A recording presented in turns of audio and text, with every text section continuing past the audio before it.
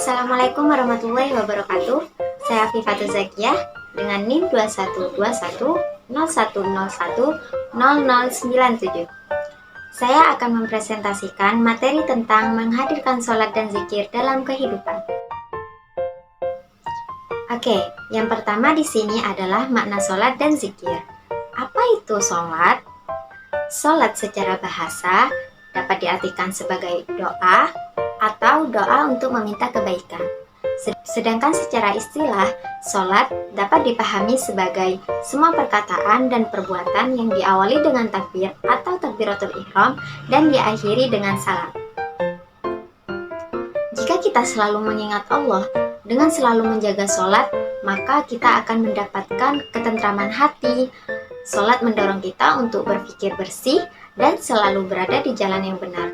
Kita akan terjaga dari perilaku keji maupun mungkar apabila hati kita selalu ingat kepada Allah Subhanahu wa Ta'ala. Selanjutnya, makna zikir. Apa itu zikir? Zikir secara bahasa adalah ingat. Sedangkan secara istilah, zikir diartikan dengan mengingat Allah sebagai upaya untuk mendekatkan diri padanya. Kita diperintahkan untuk selalu berzikir kepada Allah dengan mengagungkan kekuasaan dan kebesarannya agar terhindar dari kesombongan. Adapun beberapa cara kita untuk bisa berzikir. Yang pertama yaitu berzikir dengan hati, yaitu dengan cara bertafakur dan merenungkan ciptaan Allah sehingga timbul dalam pikiran bahwa Allah adalah Zat yang Maha Kuasa. Yang kedua yaitu zikir dengan ucapan, yaitu pengucapan lafal-lafal yang di dalamnya terdapat keagungan nama Allah. Contohnya tahmid, tasbih, tahlil, takbir, dan membaca Al-Quran serta sholawat. Dan yang terakhir yaitu menaati perintahnya dan menjauhi larangannya merupakan zikir dengan perbuatan. Selanjutnya, sholat untuk meraih ketakwaan serta sholat untuk menghindari perilaku tercela. Kita diperintahkan untuk mentaati perintahnya dan menjauhi larangannya, baik dalam urusan pribadi, keluarga, masyarakat, maupun negara. Seorang muslim yang bertakwa akan senantiasa menjaga diri dari hal-hal yang dilarang, bahkan dari perbuatan yang kurang pantas. Ia sadar bahwa takwa itu bukan sekedar slogan, akan tetapi disiplin untuk menjaga dirinya dari siksa di hari kiamat dengan melaksanakan perintahnya dan menjauhi larangannya. Selanjutnya yaitu hikmah melaksanakan sholat.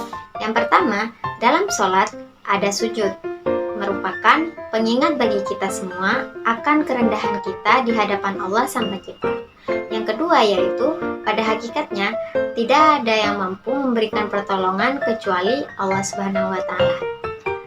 Yang ketiga yaitu sholat dilaksanakan sebanyak 5 kali dalam sehari semalam, kita bisa bertobat kembali kepada Allah. Yang terakhir yaitu memperkuat akidah kita terhadap Allah Subhanahu wa Ta'ala. Selanjutnya yaitu hikmah melaksanakan zikir. Yang pertama, berzikir dalam sholat memiliki pahala yang besar. Yang kedua, berzikir adalah untuk mengingat Allah. Yang ketiga, Allah akan mengampuni orang yang berzikir. Dan yang keempat, berzikir lebih baik dari sedekah dan jihad. Itulah hikmah dari sholat dan zikir.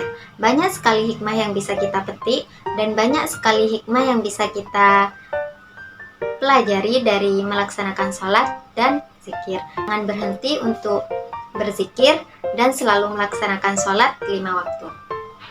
Baik, materi yang selanjutnya yaitu mengamalkan sholat 5 waktu dan zikir secara istiqomah. Agar kita konsisten dalam menjalankan sholat dan zikir dapat dilakukan beberapa hal berikut ini. Yang pertama, menyadari bahwa sholat dan zikir untuk mendekatkan diri kita kepada Allah Subhanahu wa Ta'ala. Keduanya menjadi pengikat diri untuk selalu berupaya mendekatkan diri kepada Allah. Yang kedua yaitu memahami manfaat sholat dalam kehidupan. Sholat dan zikir menjadikan seseorang tenang Selalu ingat kepada Allah, bersyukur, sabar, dan terhindar dari perbuatan keji dan munkar. Salat mempunyai dampak pada kesehatan jasmani dan semangat hidup. Yang ketiga, yaitu kita semua akan kembali ke akhirat. Kesibukan mengejar dunia jangan menyebabkan kita malas, sholat, dan zikir. Kita akan mati, dan ingat bahwa dunia ini sementara. Kita hanya akan membawa amal, bukan kekayaan dunia. Oleh karena itu, kita harus mempersiapkan diri untuk kehidupan yang abadi.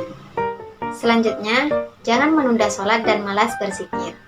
Kuatkan tekad kita untuk segera sholat ketika mendengar azan. Tunda pekerjaan, langsung persiapkan diri untuk sholat. Dan ketika kita sudah selesai sholat, kita berzikir kepada Allah Subhanahu wa Ta'ala. Yang selanjutnya yaitu niat dengan tulus. Sholat dan zikir hendaknya dilandasi dengan niat yang tulus hanya karena Allah Subhanahu wa Ta'ala, bukan berniat untuk mendapatkan perhatian dari orang lain atau bahkan ingin terlihat sebagai orang yang bertakwa di depan manusia.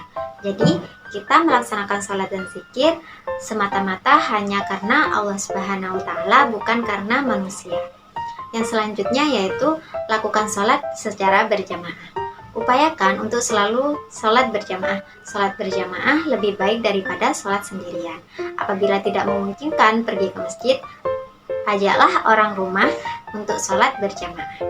Selanjutnya yaitu kita usahakan berteman, bukan usahakan lagi, akan tetapi sebisa mungkin kita memiliki teman dan berteman dengan orang yang rajin sholat dan orang yang rajin berzikir kepada Allah Subhanahu wa Ta'ala.